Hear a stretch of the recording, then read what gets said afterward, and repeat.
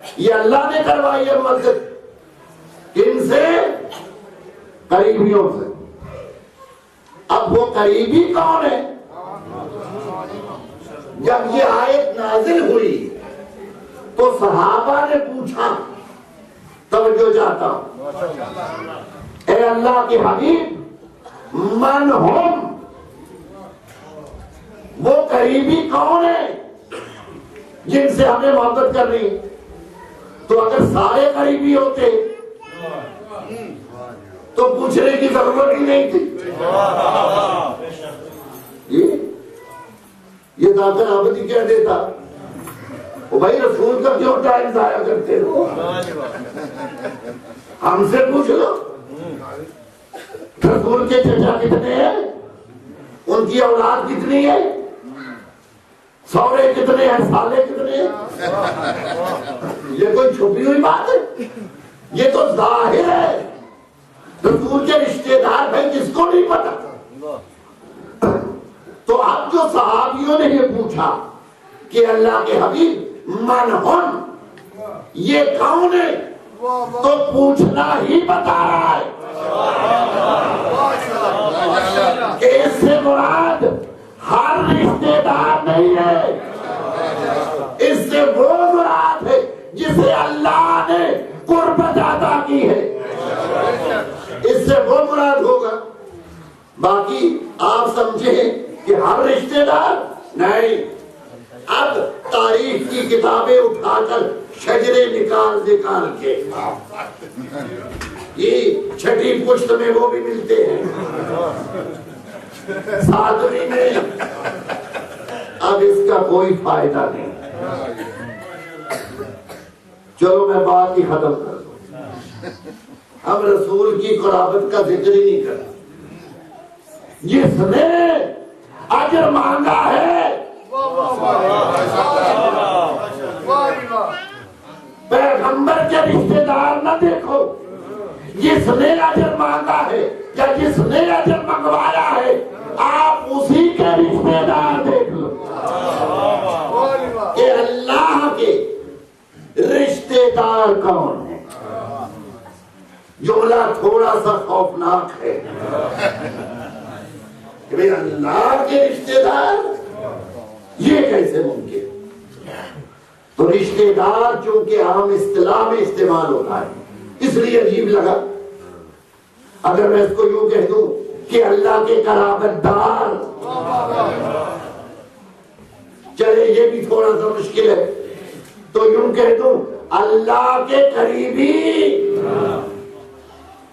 تو پیغمبر سے اللہ کہلوا رہا ہے کہ اجر رسالت یہ ہے کہ قریبیوں سے مودت کی جائے.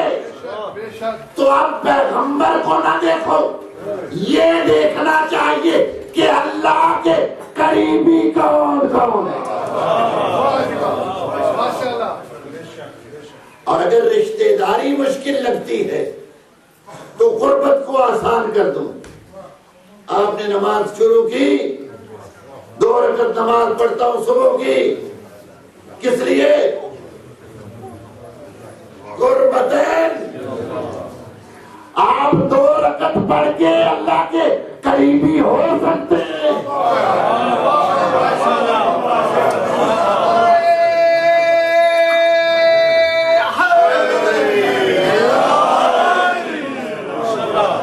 اپنے لیے جائز سمجھتے ہیں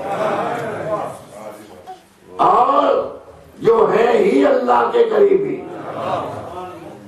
تو اب یہ نہ کہیے کہ پیغمبر کے قریبیوں سے محبت کرنی، نہیں، کہیے اللہ کے قریبیوں سے محبت کرنی ہے.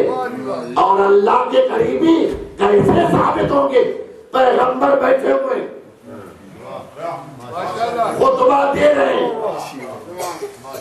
قرآن مجید کی تلاوت کر رہے ہیں، آیات الہی پڑھ رہے ہیں. وظیفہ پیغمبر کیا ہے؟ یتلو علیہم آیات ہی، کہ آیات پڑھیے، اس لیے کہ آپ رسول ہیں. اپنا وظیفہ رسالت انجام دے رہے ہیں. تاریخ میں لکھا ہے اور سب نے لکھا ہے. 2 بچے سامنے آئے جن کے کوٹے لمبے تھے. یہ پتہ نہیں چھوٹی سلواروں والے کب سے آ گئے. ہمیں تو یہ ملتا ہے کہ اتنے لمبے تھے کہ پاؤں میں اٹک اٹک کر گرنے کا احتمال ہو رہا. یہ آج عجیب اسلام آ گیا ہے. چھوٹے بھائی کی سلوار بڑے بھائی کا کرتا ہے. سلوار پڑے محمد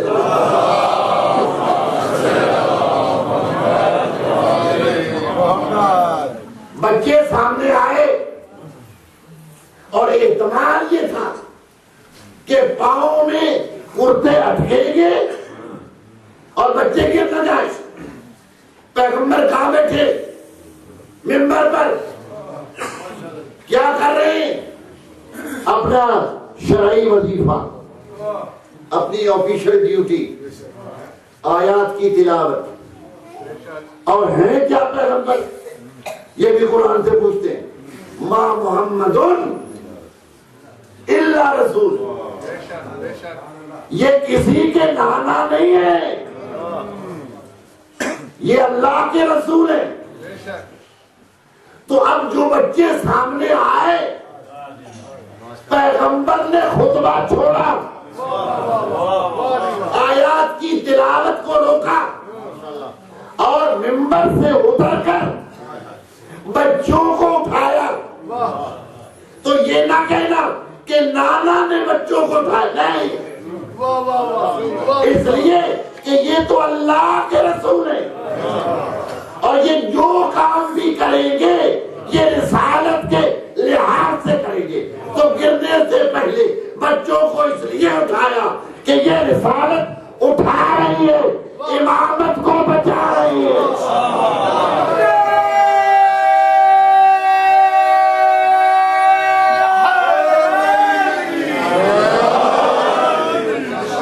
اس لیے کہ رسالت کو بتائے. چار دیواری نہیں، یہ جو چار دیواری میں چادر ہے جو اس کے نیچے ہیں وہ ہی اہل بیت. تو جیسے وہاں نسبت متکلم کی طرف، یہاں بھی نسبت دے دیجیے متکلم کی طرف. گھبرائیے نہیں، میں سنبھال لوں گا بات کو، جیسے اللہ کے رشتہ دار سنبھال لیے. تو اہل بیت سے رجس دور ہوا. کس کے اہل بیت؟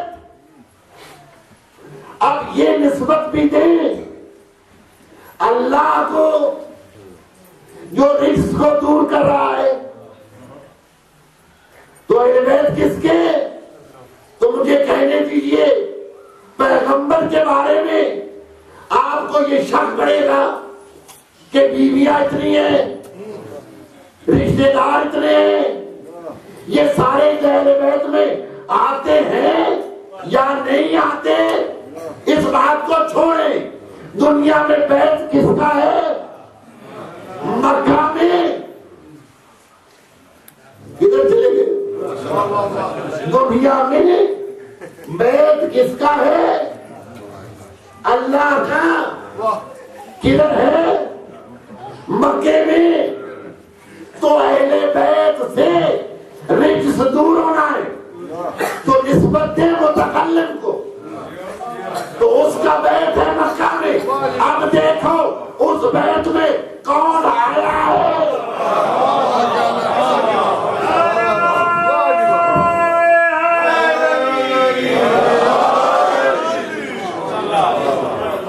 بس دوستو، جو اہل بیت میں آیا ہے یا وہ اہل بیت ہے یا اس کے رشتہ دار اہل بیت. پروردگار عالم کا شکر ہے کہ جس نے یہ ہمیں ہدایت عطا فرمائی کہ ہم نے پیغمبر کے فرمان کے لحاظ سے اہل بیت کا دامن نہیں چھوڑا. اس لیے کہ پیغمبر نے کہا تھا کہ یہ حوض کوثر تک تمہاری ہدایت کریں گے اور یہ قرآن کے ساتھ رہیں گے حتی یرد علی الحوض، یہاں تک کہ میرے پاس حوض کوثر پر پہنچ جائے۔ تو الحمدللہ پروردگار عالم نے ہمیں یہ توفیق دی۔ تو یہ جو ہم نے ایام عزا منائے ہیں، یہ بھی اس مودت کا تقاضا تھا کہ جب ان پر مصیبت ہو تو ان کی مصیبت میں غمگین ہو جائے، اور جب وہ خوشحال ہوں ان کی خوشی میں خوشی کرنی چاہیے۔ سوگ اتر گیا ہے نا۔ ابھی امام حسین علیہ السلام کے حرم میں وہ جو علم ہے سیاہ، وہ آج اگر آپ لائیو دیکھیں تو سرخ ہوگا، کالے علم اتر گئے۔ تو کیا سوگ مکمل ختم ہو گیا؟ نہیں، دو چیزیں جب تک سیاہ رہیں گی اس وقت تک سوگ ختم نہیں ہوگا، اور وہ دو چیزیں کب تک سیاہ ہیں؟ جب تک اصلی وارث بدلہ لینے والا نہیں آ جائے۔ جب وہ آئے گا اور بدلہ لے گا تو پھر ان کا رنگ بدلے گا۔ ان میں سے سب سے پہلی چیز یہ سیدوں کے سر پر سیاہ امامہ، یہ محرم میں بھی سیاہ ہے، یہ ربیع الاول میں بھی سیاہ ہے، اور یہ اس بات کی دلیل ہے کہ ان کے گھر پر ظلم ہوا ہے جس کا بدلہ ابھی نہیں لیا گیا۔ تو یہ جب تک امامہ سیاہ ہے سادات کا، اس وقت تک سوگ باقی ہے۔ اور دوسری چیز ہے خانہ کعبہ جس کا غلاف سیاہ ہے۔ میدانی چراغ خانہ حق گشت سیاہ پوش، فارسی کا شعر ہے۔ میدانی چراغ خانہ حق گشت سیاہ پوش۔ کیا تمہیں پتا ہے کہ کعبہ جو ہے اس نے کالا لباس کیوں پہنا ہوا؟ زیرا کے خداوند عزادار حسین، اس لیے کہ اللہ بھی حسین کا عزادار ہے۔ تو اصل سوگ اس وقت اترے گا جب انشاءاللہ ہمارے امام تشریف لائیں گے اور قاتلوں سے صحیح بدلہ ہوگا، تو پھر سیدوں کی یہ نشانی بھی ختم ہو جائے گی، پھر شیخوں کو بھی موت ہو جائے گی۔ ہاں، ابھی وہ ہم سے لڑتے ہیں، وہ کہتے تم دو سال امامہ نہیں دھوتے، ہمارا دوسرے مہینے گندا ہو جاتا۔ تو یہ امامے کا رنگ اور کعبے کا غلاف، یہ جب تک آپ کو سیاہ نظر آ رہے ہیں اس وقت تک آپ سمجھیے کہ انتظار ہو رہا ہے۔ پروردگار ہمارے والی زمانہ کے ظہور میں تاجیل فرما، حضرت کے ساتھیوں اور جانثاروں میں ہمیں شمار فرما۔ ہمارے برادر منصور صاحب نے یہ محفل میلاد کا انعقاد کیا ہے، ماشاءاللہ بہت اچھا میلاد ہوا ہے۔ عابد صاحب نے بھی بہت اچھے قصیدے پڑھے، اور مولانا صاحب کی بلا نے بھی آج ماشاءاللہ بہت بہترین اشعار میں بھی مدح فرمائی۔ تھوڑی بہت میں بھی جو کوشش کر سکا آپ کی خدمت میں کی ہے، اگرچہ دل تو کچھ اور کرتا ہے میرا، آپ کو بھی پتا ہے کہ اصلاحی مجالس زیادہ ہونی چاہیے جن کی ہمیں ضرورت ہے۔ تو اللہ تعالیٰ نے توفیق عطا فرمائے کہ جن سے محبت کا دعویٰ ہے خدا ان کی اطاعت کی توفیق عطا فرمائے، ان کے نقش قدم پر چلنے کی توفیق۔